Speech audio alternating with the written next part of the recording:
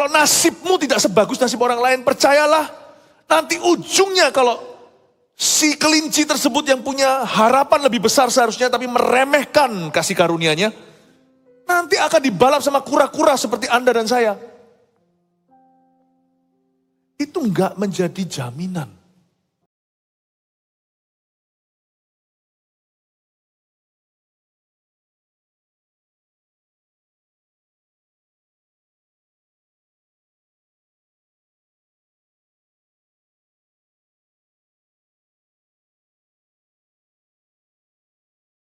Dengan jemaatnya. Saya bacakan sekarang ayat 1, mempelai laki-laki memuji mempelai perempuan. Lihatlah cantik engkau manisku, sungguh cantik engkau. Bagaikan merpati matamu di balik telekungmu. Rambutmu bagaikan kawanan kambing yang bergelombang turun dari pegunungan Gilead. Gigimu bagaikan kawanan domba yang baru saja dicukur, yang keluar dari tempat pembasuhan, yang beranak kembar semuanya, yang tak beranak, tak ada. Bagaikan seutas pita kirmisi bibirmu dan elok mulutmu, bagaikan belahan buah delima pelipismu di balik telekungmu, lehermu seperti menara Daud dibangun untuk menyimpan senjata, 1000 perisai tergantung badannya dan gada para pahlawan semuanya. Seperti 2 anak rusa buah dadamu, seperti anak kembar kijang yang tengah makan rumput di tengah-tengah bunga bakung. Sebelum angin senja berembus dan bayang-bayang menghilang, aku ingin pergi ke Gunung Mur dan ke Bukit Kemenyan. Engkau cantik sekali manisku, tak ada cacat celah padamu. Turunlah kepadaku dari Gunung Libanon, pengantinku, datanglah kepadaku, dan dari Gunung Libanon, turunlah dari puncak Amanah, dari puncak Senir dan Hermon, dan liang-liang singa dari pegunungan tempat macan tutul. Engkau mendebarkan hatiku, Dinda pengantinku, engkau mendebarkan hati dengan satu kejapan mata, dengan seutai kalung dari perhiasan lehermu. Betapa nikmat kasihmu Dinda pengantinku, jauh lebih nikmat cintamu daripada anggur dan lebih harum bau minyakmu daripada segala macam rempah. Berhenti di sana aja dulu. Emangnya kita bisa dapat apa dari ayat-ayat begini ya? Kalau saat teduh pas ketemu ayat begini kan kita bingung sendiri. Waduh, bagaimana nih Alkitab kalau dibaca sama anak kecil khususnya bagian ini gimana nih?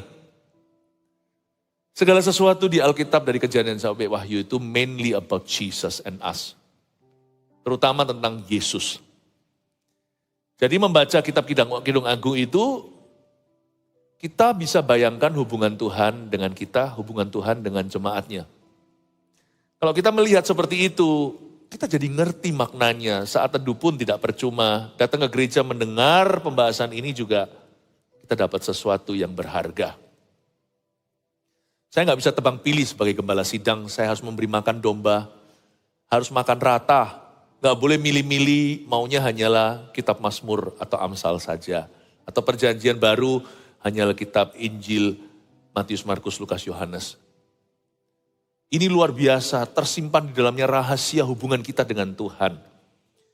Sekali lagi, yang menulis kitab Kidung Agung ini adalah Raja Salomo waktu dia mau menikah dan lalu akhirnya menikah dengan gadis Sunam, istrinya yang sah. Memang akhirnya Salomo murtad ya, 1000 ceweknya.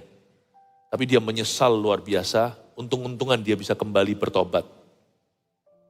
Tapi Kidung Agung ini saat-saat dia masih bersih dengan Tuhan. Jadi Tuhan memakai itu, hubungan meritnya dia, hubungan pernikahan yang sah di hadapan Allah, holy matrimony, pernikahan kudus itu sebagai lambang hubungan Kristus dengan jemaatnya. Saut-sautan nih, mulai sekarang kita dengar suara mempelai pria, suami sorga gereja, yaitu Yesus Kristus. Dan Salomo memuji gadis itu begini, Tuhan memuji kita. Lihatlah, cantik engkau manisku, sungguh cantik engkau. Bagaikan merpati matamu di balik telekungmu, rambutmu bagaikan kawanan kambing yang bergelombang turun dari pegunungan Gilead. Sejujurnya kita itu gak secantik yang Tuhan katakan. Kita semua itu punya cacat celah, punya kerutnya sendiri. Karena Tuhan yang tahu luar dalam kita. Kalau bilang kita ini sempurna, Enggak juga lah ya. Jadi sebenarnya kita itu di mata Tuhan jauh lebih bagus daripada faktanya. Kenapa kok banyak orang Kristen takut mendekati Tuhan? Karena dia merasa dirinya berdosa, karena dia merasa dirinya lemah, kekurangannya banyak. Tuhan itu gak buta, Tuhan itu kebenaran itu di atas fakta. Tuhan itu tahu kita itu presisi, dia mengerti kita luar dalamnya. Tapi Tuhan tetap memilih untuk melihat kelebihan dan kekuatan kita, bukan kelemahan kita. Kenapa kita takut mendekat sama Tuhan? Karena kita takut nanti Tuhan akan menuduh kita, mendakwah. Bukannya Tuhan malah justru menolong kita dalam kelemahan kita, Roma 8. Roh Kudus itu diberikan kepada kita, bukan untuk menghakimi kita saat kita lemah, tapi untuk membantu kita bangkit, untuk menolong kita berubah. Lihatlah cantik engkau, manisku, sungguh cantik engkau. Gadis Sunem ini bukanlah wanita tercantik di zamannya. Zaman itu tadi saya panjang lebar jelaskan di ibadah sebelumnya. Zaman itu orang-orang mendewakan kulit yang putih dan mulus. Zaman sekarang agak beda, apalagi di dunia barat. Semakin santen, semakin keren. Tapi zaman dulu, wanita ini didiskriminasi oleh society, oleh masyarakat. Perempuan ini gak akan masuk semifinal kalau ada Miss Universe. Karena kulitnya hitam. Kalau Anda baca ayat 5 dan 6 di pasal pertama, Anda tahu, hitam aku, jangan liatin aku. Dia sendiri gak percaya diri, dia agak minder kalau diliatin sama perempuan-perempuan Yerusalem oleh putri-putri Sion. Dia bilang, look away from me, jangan lihat bahwa aku itu gelap. Jangan lihat kelemahanku. Seringkali kita waktu masuk hadirat Tuhan itu kita mawas diri, kita tahu kelemahan kita. Lebih baik sih mawas diri daripada orang yang gak tahu diri. Punya simpenan tapi masuk ke gereja masih tetap gak ada rasa bersalah gitu atau masuk ke hadirat Allah. Tapi perempuan ketika kita masuk dalam hadirat Tuhan seringkali kita itu menyadari kekurangan kita. Here is the good news. Anda menyadari kelemahan Anda, Tuhan tahu, Tuhan lebih tahu kelemahanmu dan kelemahanku. Tapi Tuhan memilih untuk tidak melihat itu. Tahukah ketika kita masuk hadirat Allah, Bapa itu melihat Yesus dalam diri kita? Bukan berarti kita bisa sembrono sembarangan berdosa. Enggak loh ya, jangan mencoba menipu Tuhan, jangan sesat. Apa yang kau tabur kau tuai, jangan mempermainkan Tuhan. Belajar dari Anania Safira, jangan pura-pura enggak tahu, kura-kura dalam perahu. Atau kebalik, pura-pura dalam perahu, kura-kura sudah tahu. Tapi kalau kita memang sudah punya roh bertobat, kita sendiri enggak suka dengan dosa kita, tapi kita ingin sekali untuk berubah. Maka datanglah mendekat, jangan takut Tuhan akan menuduhmu. Karena waktu Anda masuk hadirat Allah, Tuhan tidak akan memberitahu kepadamu apa kelemahanmu, karena engkau sudah tahu. Tuhan akan memberitahu kepadamu di mana engkau bisa berubah dan bagaimana. Justru datanglah mendekat. Tuhan yang kudus itu tidak mengerikan. Tuhan yang suci itu tidak akan membunuhmu. Malah justru dia akan mengajarkan kekudusan kepadamu. Dia akan menuntunmu di jalan yang benar oleh karena namanya. Salah, kebanyakan perasaan kita tuh ditipu sama setan. Orang Kristen tidak boleh takut untuk dekat ke Tuhan. Malah justru kalau Anda tahu Anda lemah, malah harus merapat. Kalau Anda tahu Anda itu punya cacat celah, kita itu punya salah sama Tuhan, malah justru harus datang dengan roh bertobat. Tuhan tuh gak akan menolak kita. Tuhan justru akan menerima kita apa adanya. Just as we are, come as you are. Kalau saya datang ke Tuhan tuh, saya datang pada Tuhan tuh just as I am. Apa adanya aku, ini aku Tuhan. Tidak ada tading, aling-aling. Apa? Tading ya? Apa? Tedeng aling-aling. Gak pakai gituan. Apa adanya aku datang padamu. Kaget nanti ya, bukannya ditampar sama Tuhan. Tuhan bilang, lihat, cantik engkau, manisku. Sungguh cantik engkau. Hah? Berani dia ngomong, apakah Salomo buta? Aku ini gadis yang bukan tercantik bahkan di kampungku. Tapi kenapa engkau memilihku? Dari sekian perempuan gadis-gadis Sion, kenapa saya yang dijadikan permaisuri dan ratu? Why me? Why me? Just stop asking, just thanking. Berhenti bertanya, mulai bersyukur saja. Orang Kristen terlalu banyak bertanya sih. Why? Bersyukur aja. Berhenti bertanya, bersyukur doang. Aku gak ngerti Tuhan, ada satu misteri di dalam hidupku yang saya gak bisa pecahkan. Why me? Saya juga punya pikiran yang sama loh.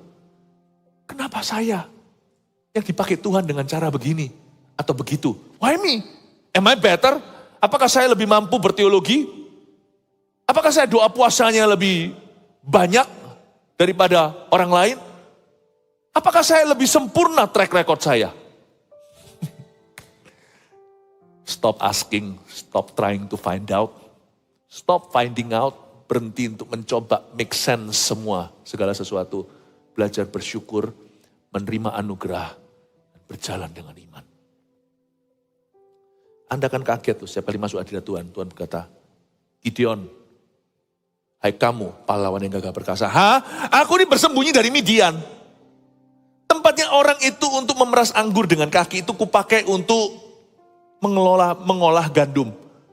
Kan berarti nggak pada tempatnya. Kalau orang sampai taruh baju di kulkas atau taruh daging di lemari, itu berarti orang itu kan sedang ketakutan atau lari. Apa adanya ala kadarnya, yang benar malaikat. Apa Anda nggak juling ya? Untung Gideon nggak berani nggak berkata begitu. Dia nggak kurang ajar sama Tuhan. Dia berkata, kalau memang aku berani, kenapa aku lari dari orang Midian? Kenapa aku ada di sini? Karena Tuhan memilih untuk melihat potensimu. Tuhan tidak mau melihat kelemahanmu. Kelemahanmu itu informasi. Potensi itu pewahyuan. Allah berkata, aku tahu kamu bisa jadi orang seperti apa. Kamu akan mengalahkan orang-orang Midian itu dengan 300 orang aja, dengan sape aja. Kamu bisa hancurkan ratusan ribu.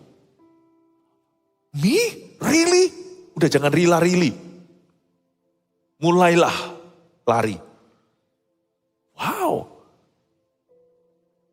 Jangan gini loh, kita hidup itu sudah ada slow-nya sendiri. Jangan slow to believe. Jangan lamban untuk percaya. Lihatlah cantik engkau, sungguh cantik engkau. Dahsyat ya. Tuhan sedang memuji gerejanya. Tadi saya sedikit kasih sejarah gereja di ibadah yang kedua. Di mana dari gereja mula-mula masuk kematian rohani. Ratusan tahun gereja dalam kegelapan, lalu muncul yang namanya gerakan Protestan, lalu Pentakosta karismatik. Tak jelaskan di situ bahwa gereja itu penuh cacat celah, apalagi di masa kegelapan itu melakukan hal-hal yang gak masuk akal. Tapi tetap Tuhan berkata tentang gereja lokal, you are beautiful to me. Nah, sekarang saya jelaskan apalagi yang beautiful. Itu kan beautiful by grace ya, atau itu namanya indah cantik dengan kasih karunia. Itu kayak orang tua itu gak ada yang objektif. Gak ada. Ya. Anaknya lahir ya, aduh cantiknya. Terus terang loh, bayi semuanya peok-peok. Lihat nanti mereka berubah, apalagi yang bayi newborn ya. Semuanya itu, mana, tapi di mata papa mamanya, wow, bayi terlucu di dunia ini. Lalu waktu kita mandiin lah, waktu ganti popok diapernya lah, wah.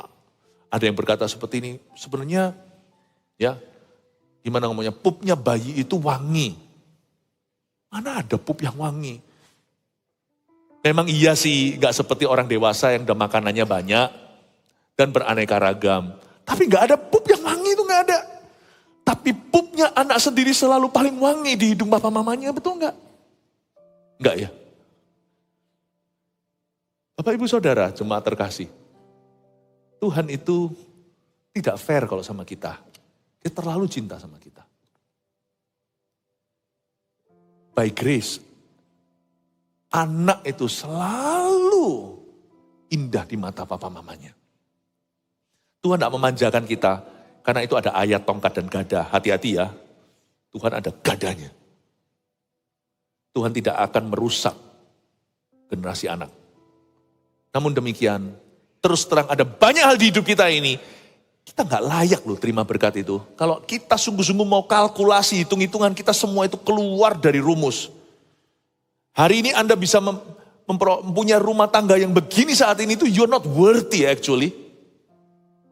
Kita bisa dipakai gini kalau mau betul-betul hitungan sama Tuhan sampai sen-sennya. Kita semua hutang budi. Jujur aja, every blessing, setiap berkat yang kau nikmati hari ini itu you are not worthy. Kita nggak layak untuk menerimanya. Kalau kita mau jujur saja. Jadi dalam hal itu Tuhan tidak fair. Makanya setan kebakaran jenggot. Makanya waktu ketemu sama Tuhan soal Ayub, wah dia sikat kiri kanan tuh. Kenapa kau cintai manusia? Manusia itu kayak gitu, busuk. Aku tahu mereka, sok tahu tuh setan. Benar-benar kita harus perhatikan. You are beautiful already before you can do anything. Karena Yesus mati di kayu salib, Anda dan saya itu cantik, jelita, manis, sungguh cantik. Sebelum kita bisa berbuat apa-apa. Terima itu dulu. Sebagai the washing of the blood. Sebagai basuhan darah Yesus. Lalu ada lagi hal yang membuat kita sungguhan jadi bahasa Surabayanya cuantik. Wow. Kekudusan. Holiness. Holiness is beautiful. Coba lihat ya ayat 1b. Bagaikan merpati matamu di balik telekungmu. Telekung di situ adalah cadar. Cadar itu seperti orang kalau menikah itu ada apa namanya itu? Kalau bahasa ya cadar. Cadarnya itu. Ketika cadar dibuka itu kan seperti simbolis bahwa mulai hari ini atau malam ini gadis ini tidak akan lagi menjadi perawan. Tapi mereka menjadi suami istri. Menjadi satu tubuh seperti Adam dan Hawa di Taman Eden. Di balik telekung di sini itu artinya cadar. Behind the veil. Yang hal kedua, kalau kita mengerjakan keselamatan dan kekudusan kita, ingat ya, rencana Allah selalu beautiful untuk kita. Nggak bisa nggak? Bagi setiap kita yang sudah punya kecenderungan untuk jadi seorang yang perfeksionis, termasuk saya sendiri, performance oriented, orientasinya itu pada performa itu tinggi sekali. Saya dari kecil memang sudah terbiasa begitu. Mungkin karena waktu saya kecil itu saya diidiot-idiotkan sama teman-teman. Karena yang tahu cerita saya tahu bahwa saya dulu itu jatuh sakit. Jadi saya dari kecil itu sudah kenyang dengan hinaan. Hinaan rekan teman-teman sekelas, teman-teman kelas lain. Panggilan saya waktu kecil itu sakwah.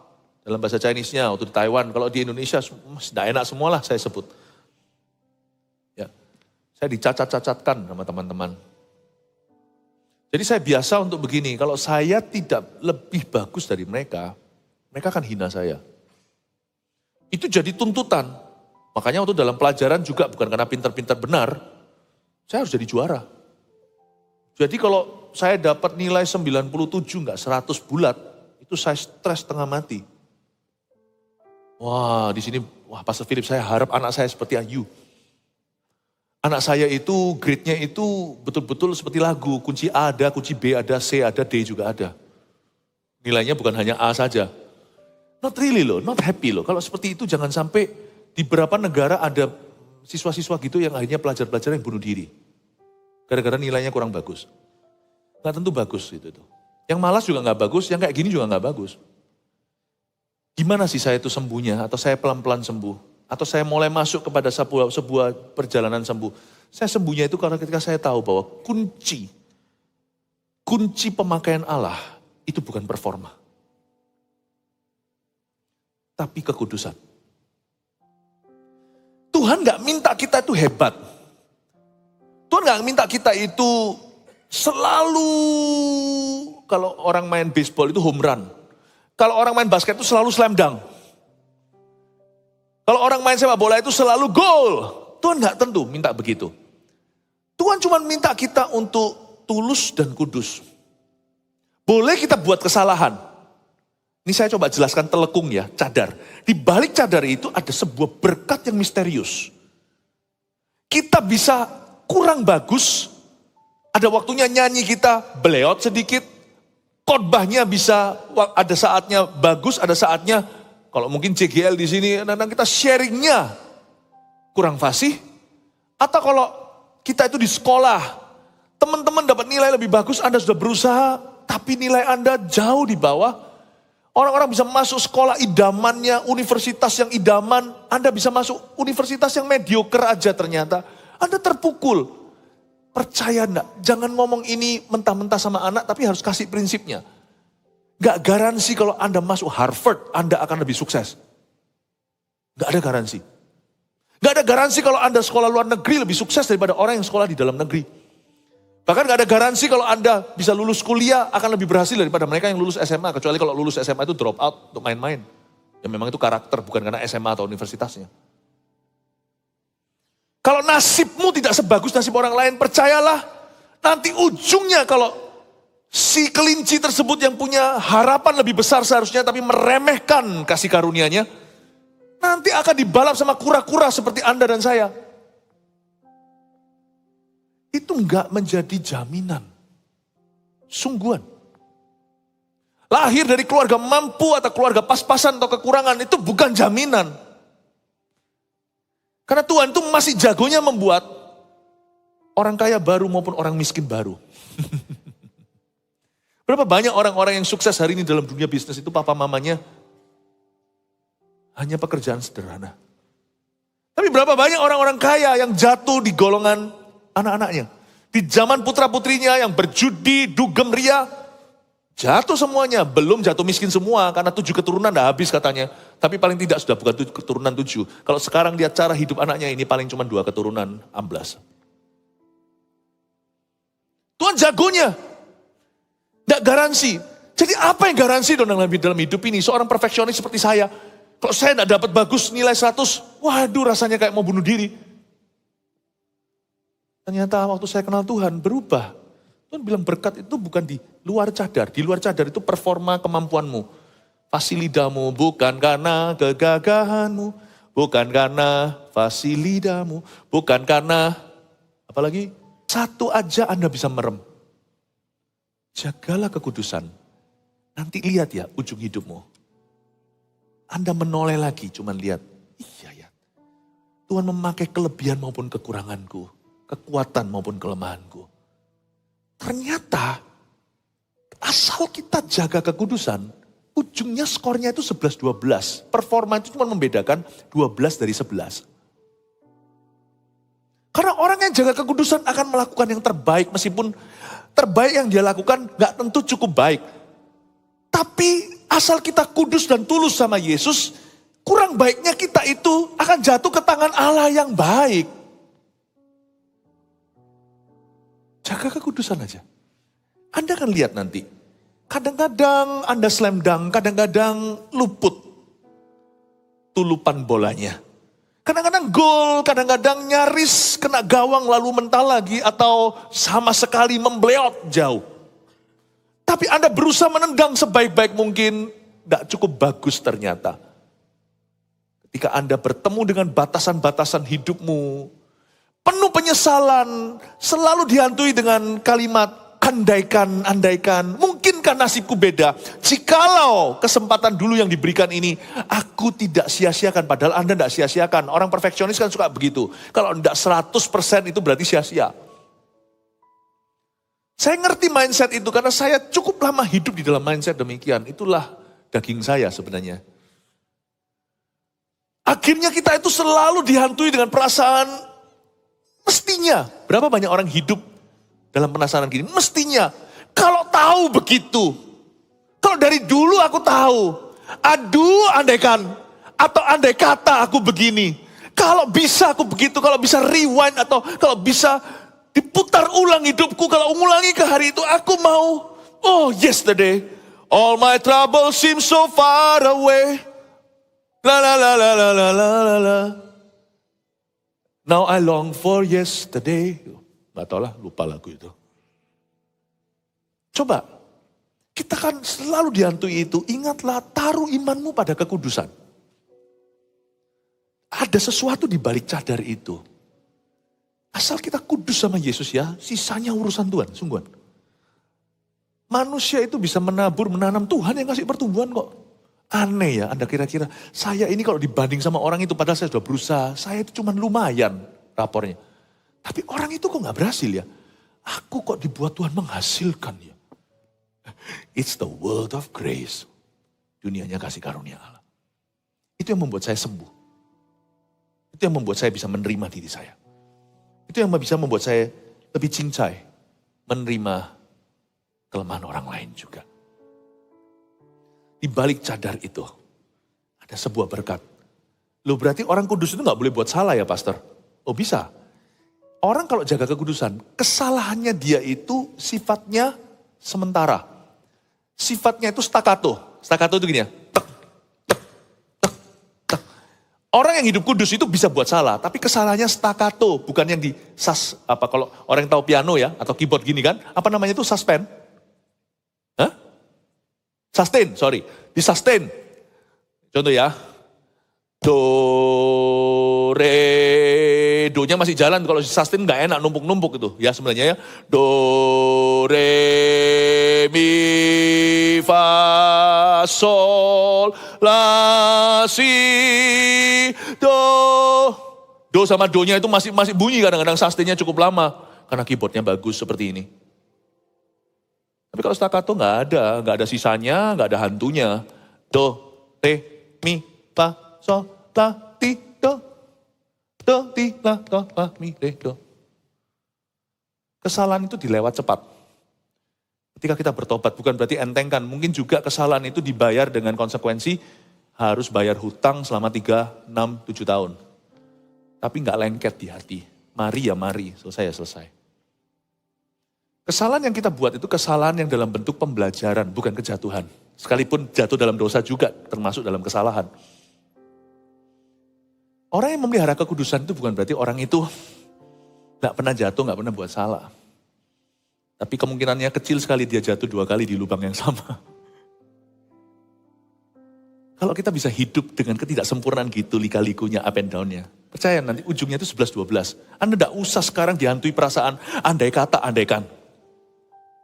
Even kalau saya tidak bercacat celah dalam percobaan saya, dalam segala usaha saya itu kalau saya perfect, sempurna ya paling 12. Tapi saya coba sempurna kadang-kadang gagal, sempurna lagi, gagal lagi dan sebagainya. Ujung. Kalau Anda jaga kekudusan dan terus berusaha menjaga kudus, ujungnya 11. Ini kan dikatakan pengkhotbah, manusia tidak bisa menyelami, tidak bisa menambahi, tidak bisa mengurangi. Dia hanya bisa melakukan yang terbaik, memberi yang terbaik untuk Tuhan dari dirinya. Manusia hanya bisa mengusahakan itu. Pengkhotbah katakan begitu. Dan apa yang Tuhan kerjakan, manusia tidak bisa menambahi, tidak bisa mengurangi. Kita hanya bisa menjaga kekudusan. Amin Bapak Ibu Saudara. Dalam dunia khotbah juga sama sih, sebagai pengkhotbah karena bayangkan seorang yang perfeksionis, sekarang saya cerita kesaksian pribadi. Menjadi seorang pengkhotbah, itu susahnya buat mental saya. Misal ya, seorang dokter operasi nih.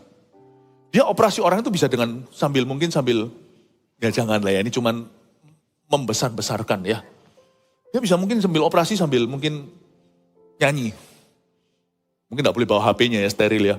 Tapi kalau Anda kata bisa bawa HP-nya, mungkin bisa sambil lihat Instagram. Karena saking biasanya. Taruh aja anaknya sendiri di atas meja operasi. Dia akan gemetar. Taruh istrinya atau siapa di sana, dia akan gemetar. Gak gampang. Paham maksud saya? Pada saat misalkan seorang pengkhotbah, saya khotbah di luar lebih gampang daripada khotbah pada jemaat sendiri karena itu anak taruh di atas meja operasi firman, lebih gemetar. Tuntutannya itu tinggi sekali. 5 kali saya khotbah saya bukan memberikan 500%, misalnya ini cerita kesaksian pribadi, saya mau memberikan 5 juta persen.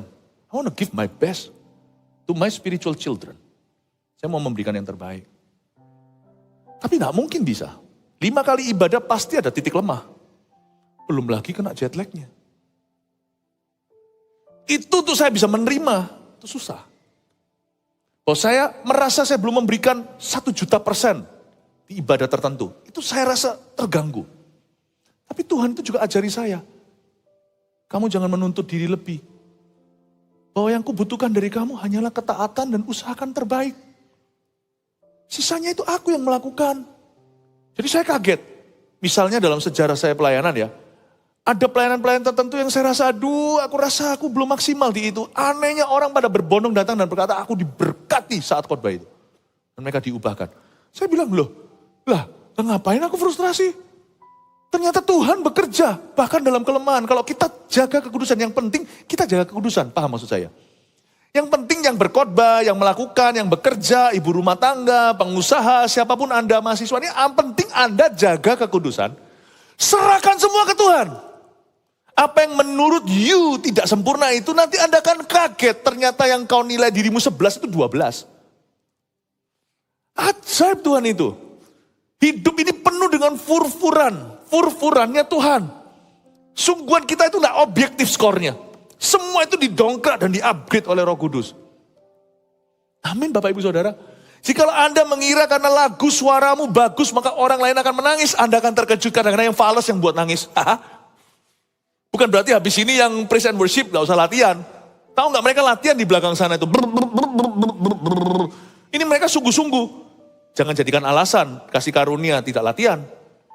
Tapi jangan pernah mengira bahwa karena merdu suara kita atau not baloknya tepat maka Tuhan akan memberkati. Jangan kira karena kita punya pengalaman koneksi semuanya ini maka bisnismu akan melayang dan melaju atau melambung. Tidak tentu. Percaya saya kalau ada dalam masalah Anda pakai semua koneksimu tidak keluar ya tidak keluar. Amin Bapak Ibu Saudara. Saya harap kita bisa mengerti ini. Ada suatu berkat di balik cadar itu.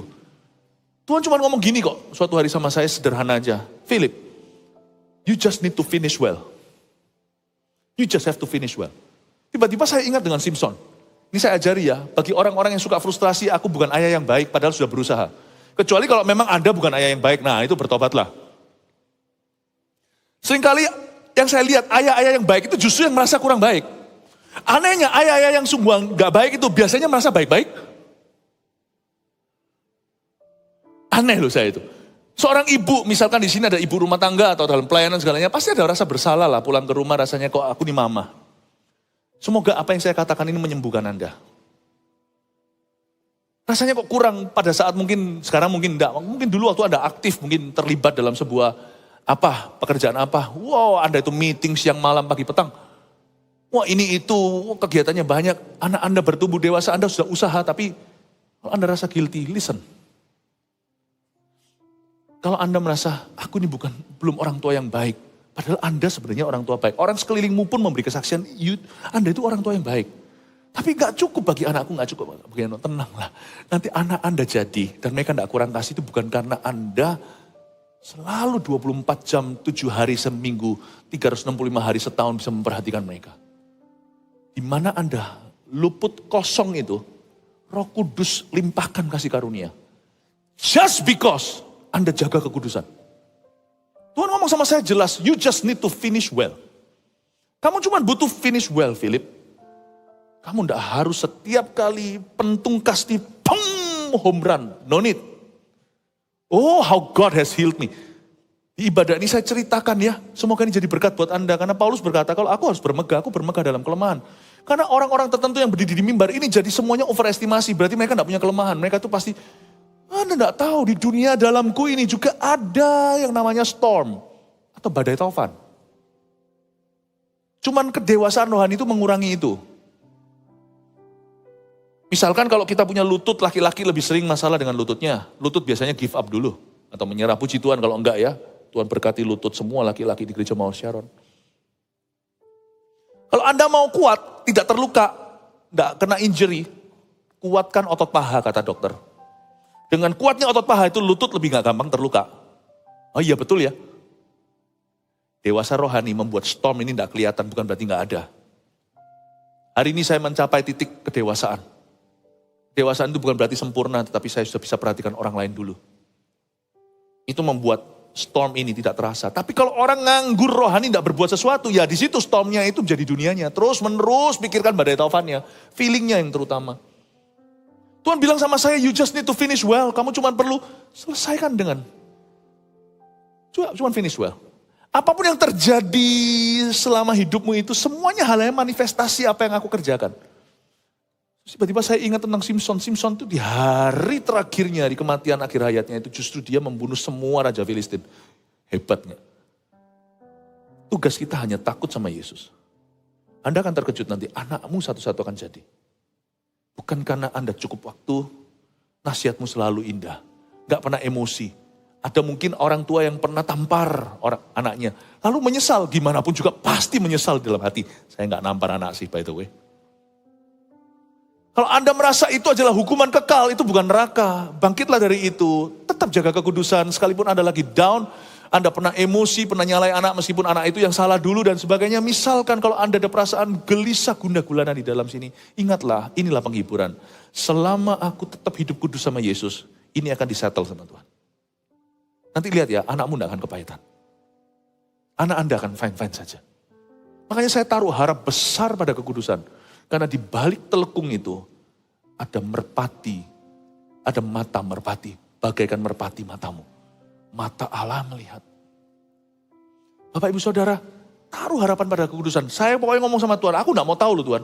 Pokoknya aku urusannya cuma sama Tuhan, satu aja. Semua ini adalah kegiatan. Aku urusannya berdiri di hadapan Tuhan. Saya cuma punya satu penonton, yaitu Yesus Kristus dalam hidup saya. Asal aku tulus sama itu. Aku minta semua beres loh Tuhan. Saya bukan menuntut Tuhan. Itu pegangan bagi saya, itu prinsip. Pokoknya aku tulus sama Yesus, pegang teguh. Dalam nama Yesus semoga sampai akhir hayat. Terus taat dan setia. Oh Tuhan, buat semuanya beres. Bahkan nanti upah berikutnya waktu kita nggak ada. Kalau Tuhan belum datang, kita semua menua. Tolong Tuhan ya. Justru bukan di kehidupanku itu yang paling dahsyat. Nanti setelahnya kalau Tuhan belum datang, itu buat dahsyat. Semua orang Filistin, semua raja Filistin mati di situ. Jangan taruh harapan Anda pada hidup Anda. Karena hidup banyak lemah dan kekurangannya, hidup juga sementara. Taruh harapan Anda pada tabungan Allah. Pokoknya aku kudus sama Yesus. Kalau aku jatuh, aku langsung bangun. Nggak sampai tergeletak 7 kali. Orang benar jatuh 7 kali dia akan bangun. Pokoknya aku janji sama Tuhan, aku tidak ninggalkan Tuhan. Bukan berarti aku sempurna. Pokoknya aku akan berusaha, aku akan lari, aku akan kejar Tuhan. Aku akan terus ikut engkau. Seperti ayatnya dalam bahasa Inggris. My heart follows hard after thee. Kata heart, keras hatiku. Aku mengeraskan hatiku untuk mengikut Yesus. Ku keraskan hatiku untuk mengikut Yesus. Pokoknya Tuhan, aku sama engkau. Kita pokoknya begini ya Tuhan, covenant perjanjian, sudah pokoknya kita itu gini loh. Apa namanya ini kalau? Dulu waktu masih kecil saya masih, waktu sekolah di Taiwan, teman-teman saya berkata, ayo sini, saya nggak ngerti apa sih ini apa. Saya kecil, hah? Gini tattoo, katanya tattoo, oke. Jadi kalau sudah begini, you cannot break promise. Kalau sudah begini itu artinya sudah janjian, atau di Indonesia nggak gitu ya? Ya gitu juga. Oh, Tuhan, ternyata seluruh dunia sama ya. Gitu. Saya berkata, oke, gak boleh break promise. Saya sama Tuhan tuh begitu. Pokoknya Tuhan ya, aku kasih. Gak enak sih, kasihan sebenarnya Tuhan kan. Tuhan kasih kita kekuatannya. Power comes from the Lord. Tapi Tuhan dapat apa dari kita? Dapat kelemahan kita. Tradingnya itu gak pernah menguntungkan forexnya itu. Tuhan tuh selalu merugi gara-gara you and me. Saya janji perjanjian sama Tuhan tuh gak kedengaran baik. Makanya Tuhan tuh ngalah sama saya. Mana ada mau jadi business partner sama orang begini. Maunya nguntung terus. Saya tuh maunya nguntung terus. Bukan berarti minta diberkati, enggak. Power comes from him. Waktu saya lemah dia kuatkan. Tapi saya janji sama Tuhan. Tuhan, pokoknya aku cuma satu aja jaga kekudusan. Wes, sisanya kelemahanku. Take care. Gitulah bahasa Surabayanya. Engkau yang bertanggung jawab atasnya. Bukan dosaku loh ya. Dosaku sudah selesai. Jadi jangan dosa baru. Pokoknya kekuranganku Tuhan, kau take care. Aku minta, kalau sampai aku banyak kurangnya, ujungnya 11 ya Tuhan. Kalau enggak bisa 12. Jangan 10 ya Tuhan. Jangan turunkan downgrade aku ke 9. No loh ya Tuhan. No. Dengan itu saya lakukan parenting kepada anak-anak. Dengan itu kami lakukan parenting kepada anak-anak. Saya enggak takut. Pertama kali ketakutan itu waktu membawa Vanessa, waktu itu kami ke Singapura. Mau pergi berlayar, diajak sama keluarga saya. Lalu habis itu, mau cruise kan, bawa Vanessa kecil itu, wah saya kira-kira semua lah sudah tahu teorinya. Wah nangis gak mau berhenti-berhenti. Saya sampai tanya sama Vanessa masih umur berapa bulan, kamu maunya apa nak? Saya kasih susu gak mau segalanya. Saya itu bodoh-bodohnya saya, ampun-ampun. Ternyata, dia itu sudah di sini saya, dia pakai itu loh, yang bayi gelantungan itu, digantung di sini, sudah 6 jam. Dan kita antri segalanya, ya dia gak mau tuh, dia mau turun kan. Turunkan aku. Dan dia bayi gak ngerti. Saya kasih susu nggak mau, kasih ini nggak mau. Nggak ngerti, saya bilang lu maunya apa nak? Saya merasa Tuhan aku nggak sanggup loh. Gini aja aku udah kalap. Apalagi nanti kalau dia dewasa. Nanti kalau dia jadi teenager. Kalau nanti dia jadi remaja. Terus lain waktu Jeremy. Juga sama. Saya sudah belajar dari trauma. Itu tidak menggendong sampai 6 jam. Nah masa digituin terus kan ya. Dari tidur bangun kan mau ngulet kan. Ternyata nggak masalah, nangis. Saya bilang lu maunya apa? Kamu maunya apa Jeremy? Kamu maunya apa Jer? Jangan siksa papa. Papa terlalu ganteng untuk periksaan seperti ini. Saya bilang kamu digendong ya enggak apa, kasih susu enggak mau. Ternyata bodoh-bodohnya saya. Ya, kami ini. Tapi setelah anak kedua, ketiga lebih pinter lah. Tapi saya enggak menduga ternyata kelewatan ganti popoknya basah. Ya basah ya cranky lah, basah ya rewel lah. Iya. Saya bilang mana bisa. Tuhan cuma ngomong sama saya waktu insiden itu, simpel ya. Tuhan tuh bisa bicara di saat-saat sederhana di hidup kita. Nggak perlu pakai demikian firman Tuhan, tapi ada sebuah pengertian. Seperti ada yang beritahu sama saya, kamu nggak usah khawatir. Itu semua bisa belajar sambil jalan. Kamu jaga kekudusan aja, jangan belajar soal itu. Keraskan hatimu untuk kekudusan. Nanti lihat ya, satu-satu akan jadi. Oke Tuhan. Imanku itu pada kekudusan Allah. Saya pegang. Baik untuk bisnis kayak untuk apa. Saya tahu. Tuhan beserta. Bahkan suatu hari pernah mengalami sebuah mujizat. Saya nggak apa-apa ya. Cuman satu ayat nggak sampai, nggak apa-apa ya. Tapi saya mau bicara tentang di balik telekung itu. Misteri di balik telekung. Luar biasa. Cadar dan indahnya kekudusan, the beauty of holiness. Suatu hari pada waktu kami masih berbisnis awal-awal, namanya saya masih sinyo-sinyo belajar berbisnis. Bagus secara produk dan servisnya. Jalan dengan cepat. Tapi saya belum ketemu cukup banyak maling. Paham maksud saya? Saya belum cukup ketemu banyak maling. Namanya anak muda. Akhirnya meskipun kami sudah hati-hati, kecolongan juga. Ada uang kelebihan di tangan, bukan kongsian, partner lah, rekan kerja. Rekan bisnis. Pokoknya hubungannya dengan ekspor dan sebagainya. Nah, semuanya sukses secara bisnis. Itu awal-awal waktu pulang ke sini kan yang saya lakukan bukan langsung ministry tetapi berbisnis dulu. Dan Tuhan memberikan keberhasilan. Kami lepaskan untuk masuk dalam pelayanan itu bukan karena bisnis kami nggak jalan. Puncak-puncaknya itu sampai menembus tembok dari papan putih itu tembus ke atas itu saya lepaskan untuk menggembalakan jemaat. Dan pada waktu itu ada satu pengalaman buruk, yaitu uang ditahan oleh seseorang. Waduh kelebihan, waduh tahu gini ya, kita mesti harus lebih hati-hati, nggak cuma mikir tentang ini servisnya, pembayaran itu harus juga harus jeli. Tapi untungnya ini nggak akan membuat ambruk lah, tapi cukup besar bagi kami saat itu. Aduh Tuhan gimana caranya? Nagih ya nggak mungkin bayar lah, orang kalau kekurangan uang cari Anda. Kalau kelebihan mungkin akan lari. Lalu tapi saya berdoa sama Tuhan, Tuhan cuma bilang sama saya gini, toh, kembali enggak kembali uangnya, cuma jaga kekudusan. Semua itu bonus dari Tuhan. Udah saya jaga kekudusan. Kekudusan waktu itu bagi saya pergi ke sebuah negara untuk saya tagih hutang itu dari orang itu, piutang saya. Tapi orangnya enggak pernah muncul.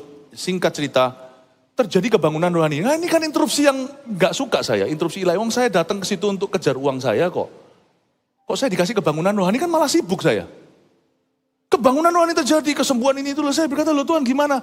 Saya cuma dapat satu ayat aja untuk menjaga kekudusan kali ini. Itu bukan berarti soal moral atau dosa dan sebagainya. Cuma satu, kamu harus mendahulukan kerajaan sorga. Waduh susah. Aku dalam masalah. Ini uang cukup ini uang kalau nggak kembali, ini akan mundur bisnisnya itu. Dan akan paling tidak akan membuat kesulitan-kesulitan. Jadi saya harus dapatkan. Gimana? How? Ya sudah, saya punya pilihan. Tolak ketika orang-orang minta didoakan segalanya. Waktu saya masih seorang bisnismen. Aduh Tuhan, aku di bisnismen kok harus urusi bisnisku. Ya sudah kali ini, waktuku di sini cuma 1 minggu, hari demi hari tergerus kebangunan rohani. Saya utamakan, hari terakhir ini kejadian sungguhan. Orang yang pegang uang itu, datang tersungkur di kaki saya. Tersungkur beneran. Aku kembalikan hutang. Saya bilang, hah? Hari terakhir sebelum saya terbang. Hah? Ini nggak pernah terjadi di dunia bisnis. Saya nggak pernah dengar dari teman-teman soalnya. Yang lariin uangnya datang itu tersungkur nyembah. Sampai saya harus pergi ke kiri atau ke kanannya. Saya takut disembah, nggak boleh. Akhirnya saya bilang, hampir karena saya ini pendeta kan. Meskipun mulai bisnis, sampai saya berkata, sudah nggak usah dikembaliin. Untung saya nggak ngomong begitu. Saya bilang, boleh kembalikan pelan-pelan dicicil 3 bulan. Balik uangnya. Balik uang. Oh haleluya. Di balik telekung itu, ada Yesus bekerja secara misterius. Itulah sebabnya jangan buka cadarmu. Hai anak-anak muda yang pacaran. Setelah cadar itu dibuka, itu bukan fashion. Seksualitamu. Ada sesuatu berkat misterius itu. Pes, lenyap dari hidupmu dan dari rumah tanggamu. Pes, lenyap. Jangan diopen. Terlanjur pastor tahu gini kan, khotbah gini mestinya bulan lalu. Ya udah, tak ulang lagi. Jangan diopen lagi. Yang penting kan bukan belakang, mulai sekarang. Kan Yesus bilang apa sama wanita berzina yang ditangkap basah? Sin no more. Don't sin again, itu bukan bicara bahwa you've never sin atau kamu tidak pernah berdosa, bukan. Tapi mulai sekarang, jangan lagi. Apapun itu bisa pulih, jatuh dosa sekali sama 2 kali itu lebih suci sekali. Jatuh 2 kali dengan 3 kali lebih suci 2 kali. Pilih yang suci, bukan yang dirty. Amin Bapak Ibu Saudara. Di balik telekung itu bagaikan merpati matamu. Tuhan memberkati kita secara luar biasa. Saya nggak bisa jelaskan satu persatu behind the veil. Ini adalah berkatnya Virgin Mary, perawan Maria. Bapak Ibu Saudara, saya dorong Anda untuk letakkan, untuk anggap serius perintah Tuhan. Jangan cuma cari janji doang kalau di dalam Alkitab. Cari perintah Tuhan, taati, itu tabunganmu yang akan kau turunkan turun-temurun. Kita harus saling mendoakan ya. Saya doakan supaya Anda sukses sampai akhirnya. Doakan kami juga hamba-hamba Tuhan ini supaya setia dan taat sampai akhir hayat. Kami cuma mau finish well kok. Dan kalau bisa finish well bersama-sama dengan kita semua melihat 1000 gereja berdiri dan 1 juta murid. Come on, haleluya. Mari kita semua mengangkat tangan kita di akhir ibadah ini. Kita menerima berkat dari Allah Bapa. Kasih karunia dari Tuhan Yesus. Pengurapan dari Allah Roh Kudus menyertai jemaatnya besar kecil tua muda. Pulang membawa damai sejahtera, pergi membawa misi di dada. Kudus, kuduslah Tuhan, Allah semesta alam. Jadilah kudus, sebab Dia yang memanggilmu kudus. Pergilah membawa kepastian bahwa Tuhan akan bekerja di balik telekung dan cadar itu. Dalam nama Yesus, haleluya, amin. Selamat sore, Tuhan memberkati.